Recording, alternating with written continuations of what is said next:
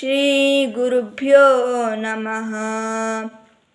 अथ भक्तियोगो नाम द्वादशोऽध्यायः।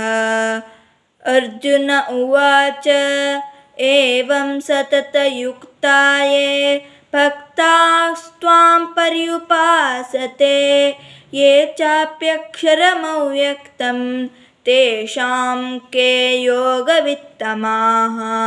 श्रीभगवानुवाच मय्यावेश्य मनो ये मां नित्ययुक्ता उपासते श्रद्धया परयोपेताः ते मे युक्ततमा मताः।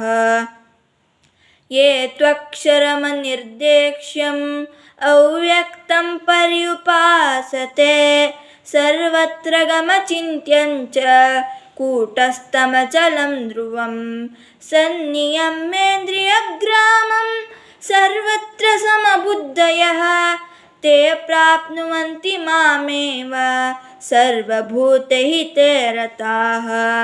क्लेशोऽधिकतरस्तेषाम् अव्यक्तासक्तचेतसाम् अव्यक्ता हि गतिर्दुःखं देहवद्भिरवाप्यते।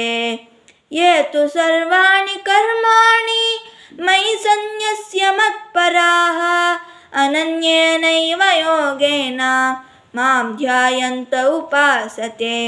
ಶ್ರೀಕೃಷ್ಣಾರ್ಪಣಮಸ್ತು. ಸರ್ವರಿಗೂ ನಮಸ್ಕಾರಗಳು.